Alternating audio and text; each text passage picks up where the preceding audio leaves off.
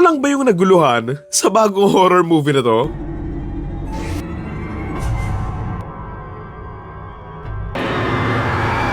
Ang bigat ng nararamdaman ko. At yun, ini-imagine mo lang yun. Kontrolin mo naman yung iniisip mo. Hindi kayo totoo! Umalis kayo dito!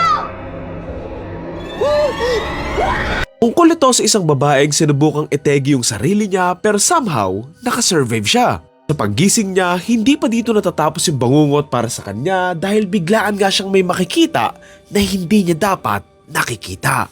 May sumusunod sa kanyang mga demonyo na tatakot sa kanya at sa mga tao nakapaligid sa kanya at gagawin niya ang lahat para malabanan sila. Dito niya aalamin kung ano nga ba itong nakikita niya, paano nga ba sila pipigilan at bakit siya ang napili nilang sundan. Title ng movie, Near Blank. Sorry, hindi ko pwedeng sabihin eh. I don't know if kulang lang ba ako sa tulog or whatsoever, pero hindi ko lang talaga maintindihan yung mga nangyari sa movie na to.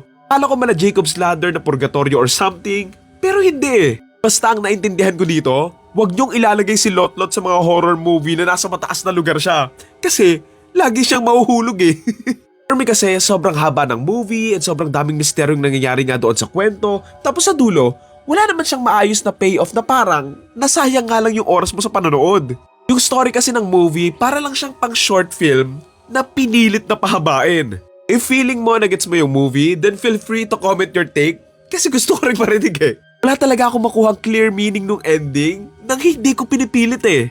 Okay, a few positives muna tayo. I love the visual of this film.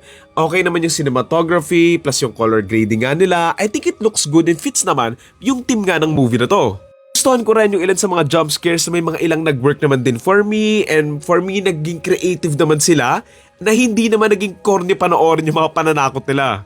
Acting-wise, sobrang 50-50 ako dito kasi may mga ilang extra na may mga linya na sobrang pangit ng pagbitaw nila ng mga lines nila eh. Na alam mo yun, no offense ha, ramdam na ramdam mo na nagbabasa nga lang sila ng script tapos hindi nga natural yung pag-deliver nga nila ng mga lines nila. Ang masamang epekto kasi nun, yung ilang mga scenes, hindi ka may immerse as an audience eh. Main cast, na-appreciate ko naman din yung acting nila Sulaiman Cruz, nila Lotlot, and syempre ni Cyril Manabat, lalong-lalo na nga nung nag-away sila ng ate niya. Okay, don't get me wrong, I like the topic na gusto nga nilang madiscuss kasi bibihira yan madiscuss sa atin eh. Even na religious country nga tayo, nakaparehas nga lang din sa naranasan nga nung karakter nga ni Julia na maraming ang tao sa paligid niya yung hinuhusgahan siya even without knowing and understanding kung ano nga yung pinanggagalingan niya. Siya naiintindihan ng mga tao sa paligid niya, yung mga kapitbahay niya, pati na nga rin yung mismong kapatid at nanay niya. Imbes na mag-effort nga silang alamin kung bakit nga ba niya ito nagawa, puro mapupunta ka sa impyerno, mapupunta ka sa impyerno. That obviously doesn't help yung isang taong may pinagdadaanan nga mentally. With the story, gets ko naman na may mga multo or demonyo ang humahabol nga kay Julia ever since hindaray nga niyang itegi yung sarili niya kasi nga vulnerable and madali nga siyang maakit since nagawa nga niya yung nagawa niya eh. Yung naguguluhan ako sa kwento eh kasi they have the right pieces and story elements to make it work pero somehow, it didn't work nga.